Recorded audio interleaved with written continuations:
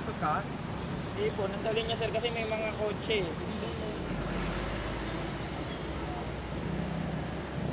Initially, that rider was saying that he was not inside the bus lane, but he was shown a picture of himself inside the bus lane. So they'll write out the ticket and then send him on his way. They will confiscate the license, that's standard. And I have seen some people say it's only a little bit inside the bus lane, but look at the width of the bus. It's only wide enough for a bus, that's it. Just got ticketed for bus lane and he goes back in the bus lane. Sometimes people think that if you've been apprehended once, that's it, you're good for the rest of the day. But actually you can't be stopped and ticketed again. And in fact, they had a similar incident last week.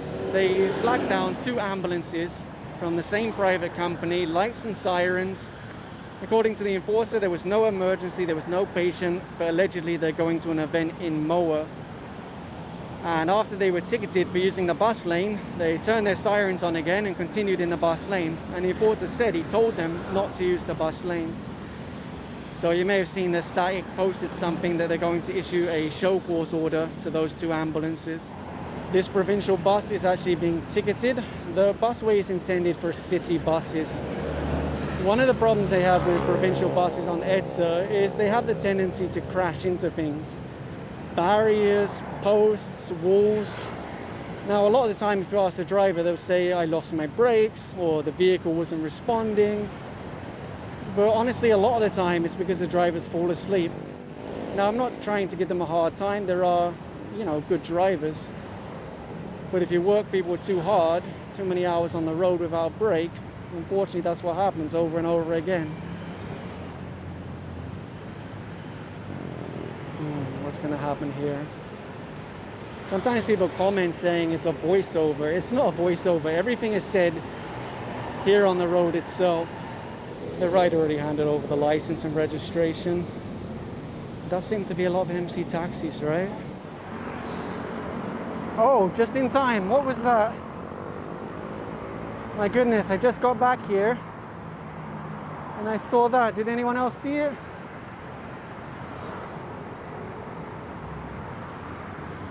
I'll keep running the camera because sometimes with taxis you get them mixed up. So I don't want to accidentally look at the wrong one. I'm really getting my steps in today. Anyway, that's okay because I'm trying to lose some weight at the moment. He was fast to leave the bus lane, but I just saw it.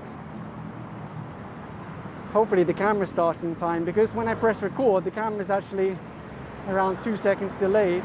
A lot of people have said I should buy a 360 camera, and actually it's the same thing I've been thinking. Because there are times when I don't press record in time, or where the camera is pointing at one thing but my face is looking at something else.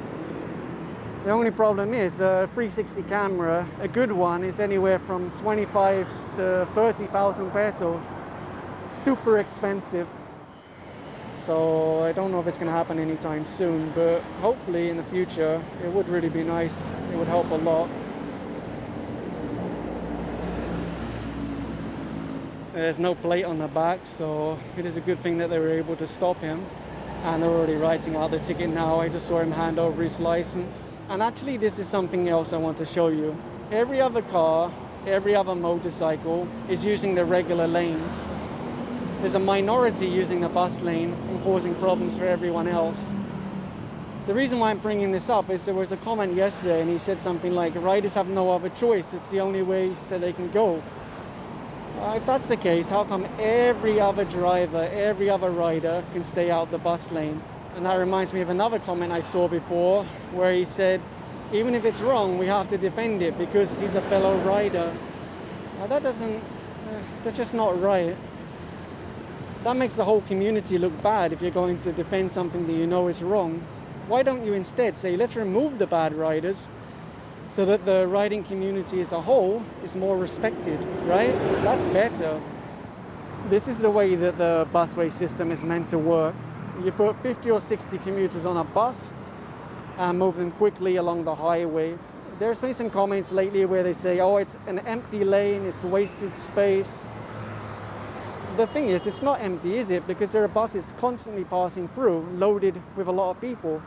they're moving hundreds of thousands of people. The ridership from May exceeded 6 million in 1 month.